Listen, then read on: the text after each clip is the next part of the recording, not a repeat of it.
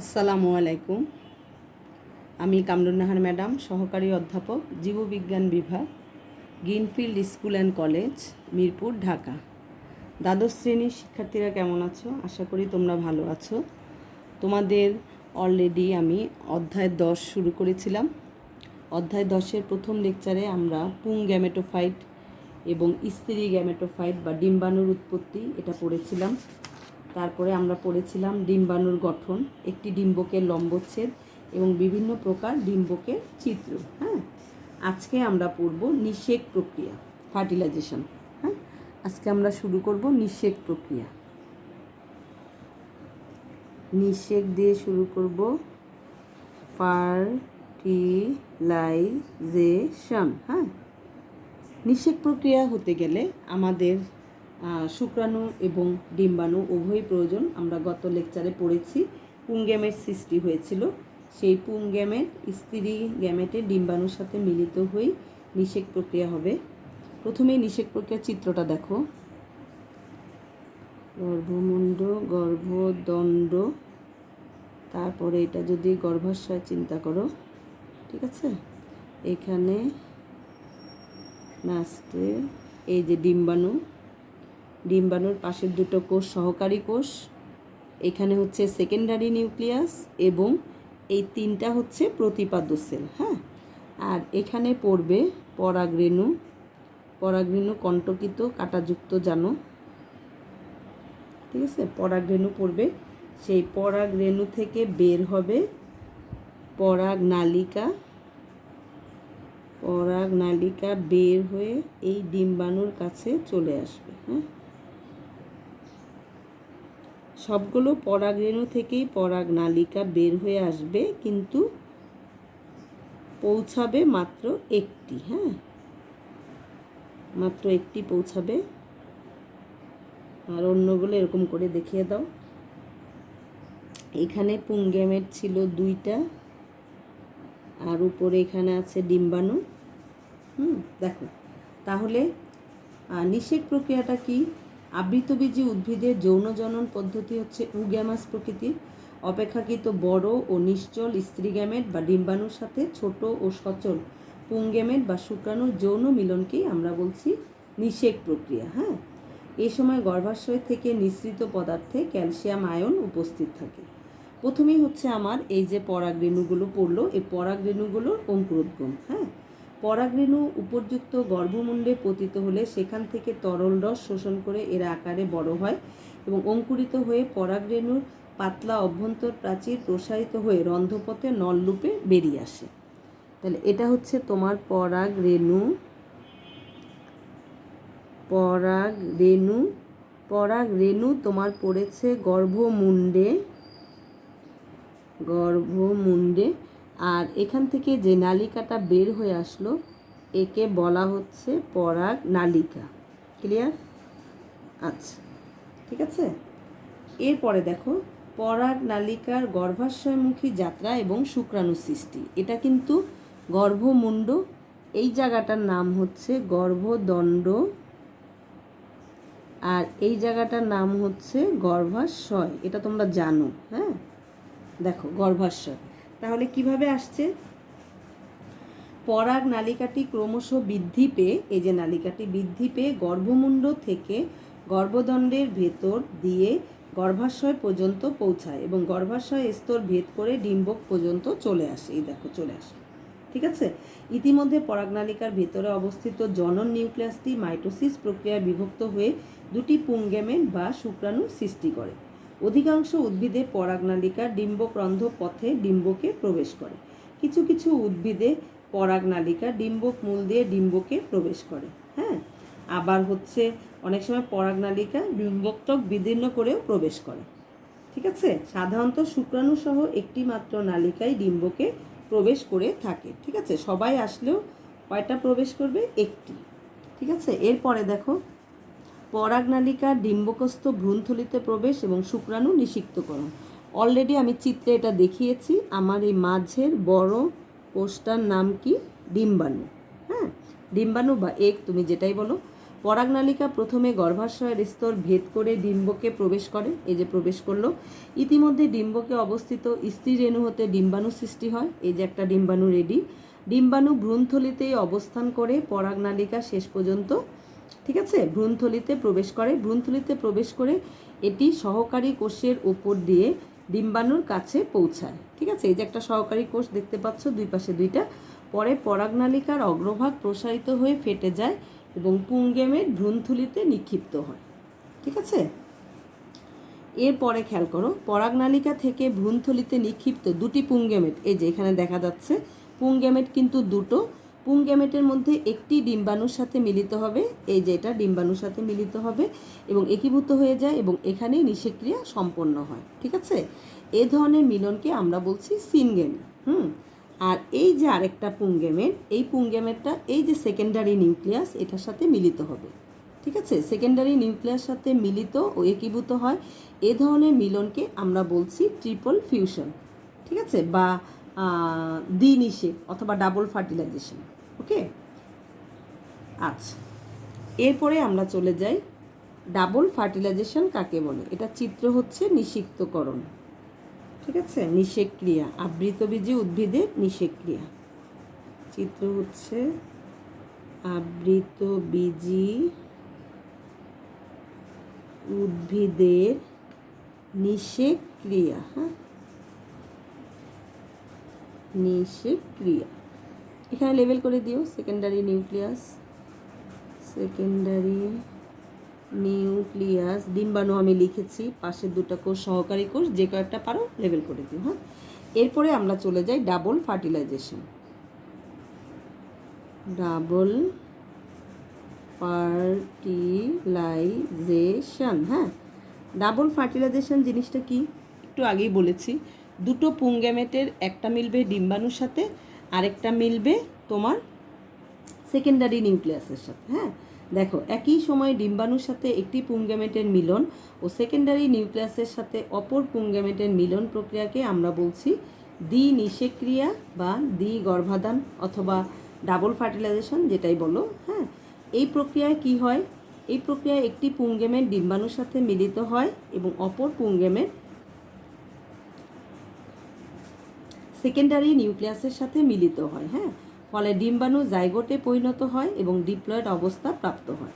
অপরদিকে secondary nucleus, এই যে দেখতে পাচ্ছ, সেকেন্ডারি নিউক্লিয়াস নিজেই হচ্ছে টুয়াইসেন, তার সাথে মিলিত হবে এন, তারপরে সে তৈরি করবে থ্রাইসেন বা ট্রিপ্লয়েড। হ্যাঁ, থ্রাইসেন, ট্রিপ্লয়েড অবস্থা প্রাপ্ত হয়। এটি কয়েকবার বিভাজন ও বিকাশের মাধ্যমে এখান থেকে কি তৈরি করবে, শস্য টিস্যু। এখান থেকে তৈরি হবে আলটিমেটলি শস্য টিস্যু গঠন করে। এসব শস্য ভ্রূণের খাদ্য হিসাবে ব্যবহৃত হয়। শস্য টিস্যুতে প্রচুর পরিমাণ স্টার্চ, লিপিড ও প্রোটিন জমা থাকে, ঠিক আছে। তাহলে শস্য টিস্যুর থেকে তুমি কি পাবে, শস্য থ্রাইসেন, এটা হবে ডাবল ফার্টিলাইজেশনের কারণে, ঠিক আছে।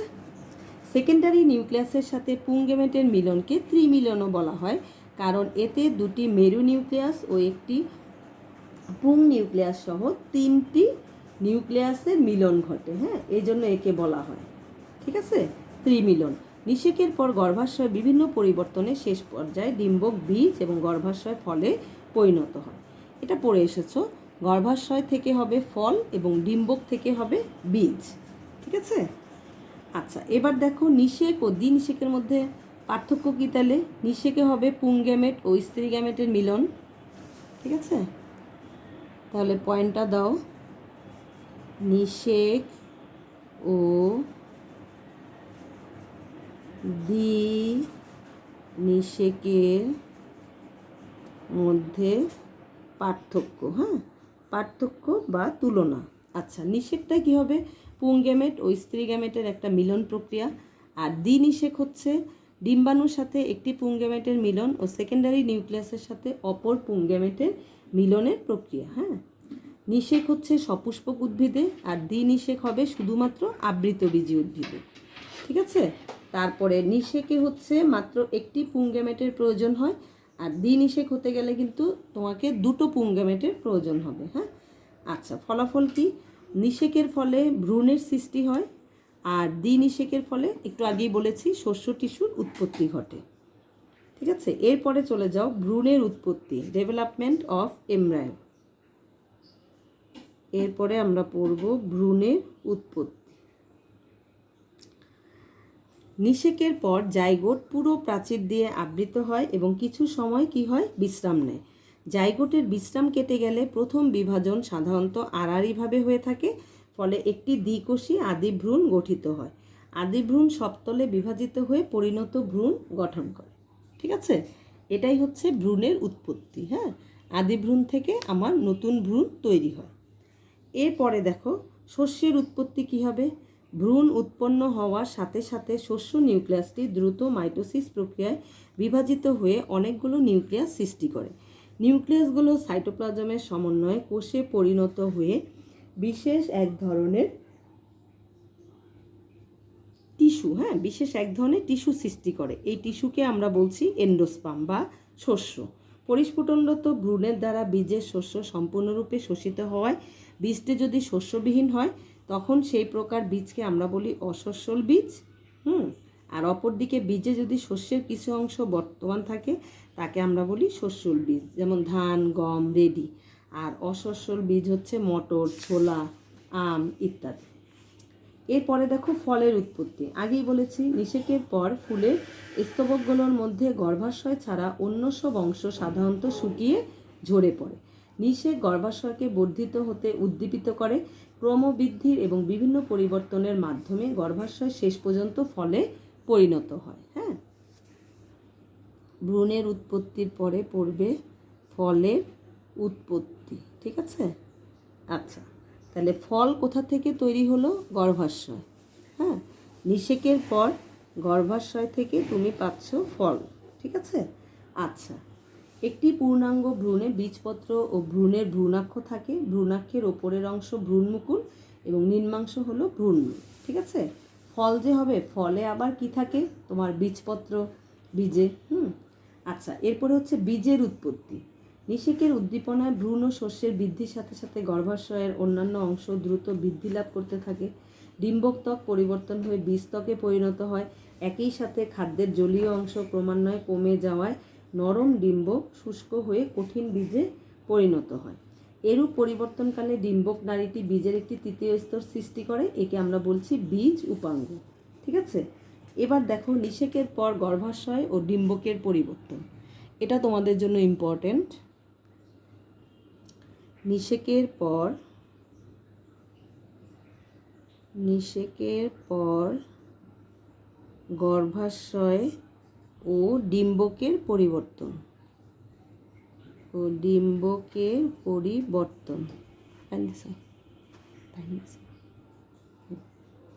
নিষেকের পর গর্ভাশয় ও ডিম্বকের পরিবর্তন। হ্যাঁ, মানে নিষেকের আগে কি আর পরে কি, এটা আমাদের পড়তে হবে। দেখো একটু, ঠিক আছে, বই দেখে পড়িয়ে দিই।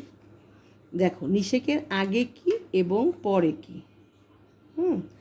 নিষেকের আগে ছিল কি? ডিম্বরন্ধ্র।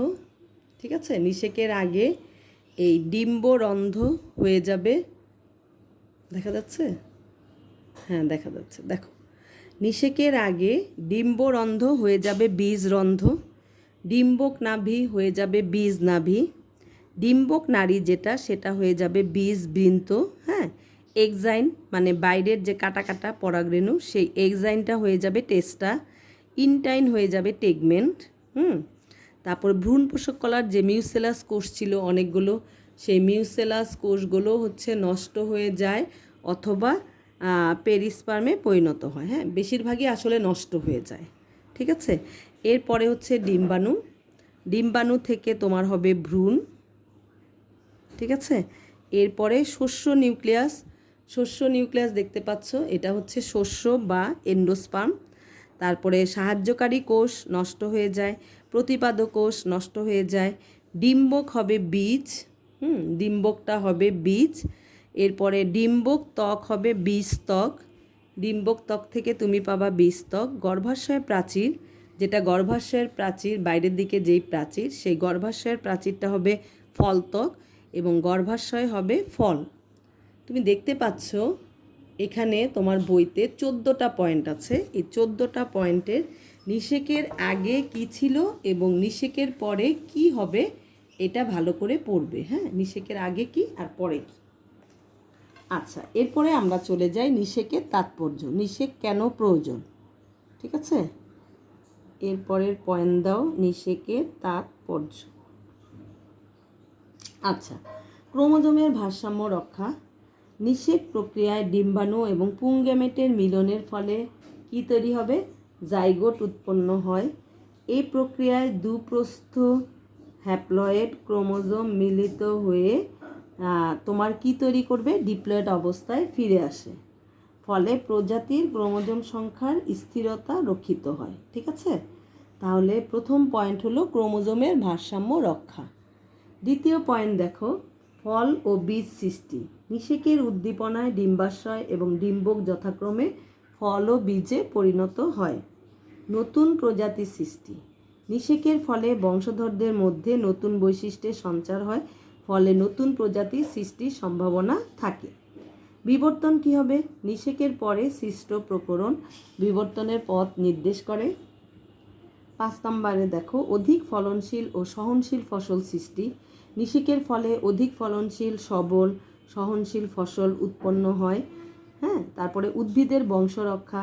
নিষেক ক্রিয়ার ফলে আমরা কি পাচ্ছি? বীজ ও ফলের সৃষ্টি হয়। বীজ উদ্ভিদের বংশরক্ষা করে থাকে। বীজের সৃষ্টি না হলে বেশিরভাগ সপুষ্পক উদ্ভিদই কি হয়ে যাবে? হয়তো বিলুপ্ত হয়ে যাওয়ার সম্ভাবনা থাকে। হ্যাঁ, এরপরে দেখো, খাদ্যের যোগান। উদ্ভিদের ফল ও বীজের ওপরেই প্রাণী সম্প্রদায়, বিশেষ করে মানুষ নির্ভরশীল।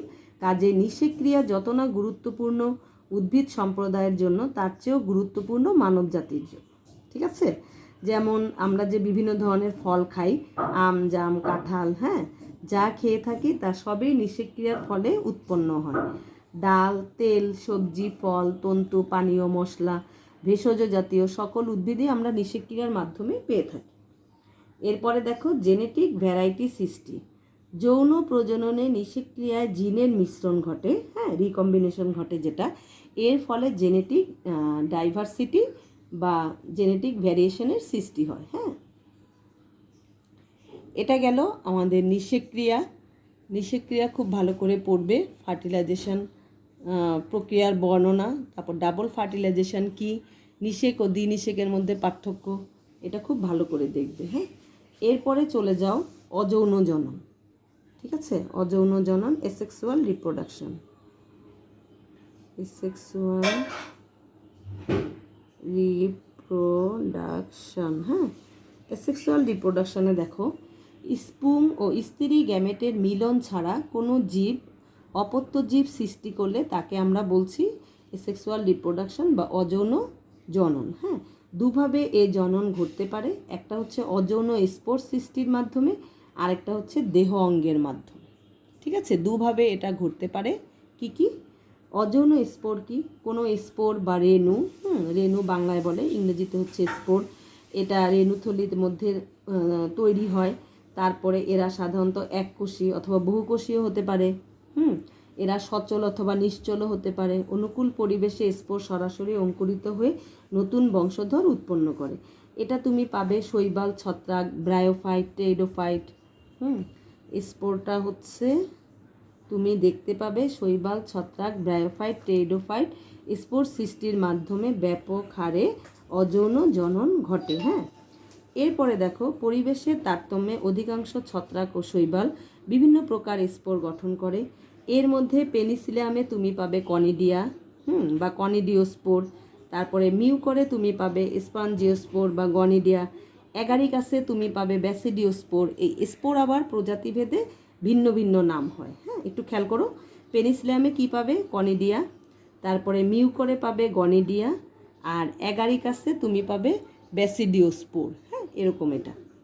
এরপরে হচ্ছে এগুলো আবার সচল অচল দুই রকমই হতে পারে। ঠিক আছে? তাহলে দুই প্রকারের হতে পারে। ঠিক আছে? একটা হচ্ছে স্পোর দিয়ে, আর একটা হচ্ছে দেহ অঙ্গের মাধ্যমে। আমরা আগামী ক্লাসে আলোচনা করব দেহে অঙ্গের মাধ্যমে এটা, কারণ এটা একটু বড়। আর এই যে এই যদি জুস্পোর সচল হয় তাকে আমরা কি বলি? চলরেণু বা জুস্পোর, ঠিক আছে। স্পোর যদি চলমান হয় তাকে বলা হয় জুস্পোর। তারপর রেস্টিং স্পোর আছে, তারপরে হচ্ছে একিনেটি আছে, ঠিক আছে, অ্যাপ্লানোস্পোর। বিভিন্ন ধরনের স্পোরের ভ্যারিয়েশন দেখা যায়। হ্যাঁ, তাহলে এই পর্যন্তই থাক। তোমাদের আগামী ক্লাসে তারপর থেকে আবার দেখা হবে। আল্লাহ হাফেজ।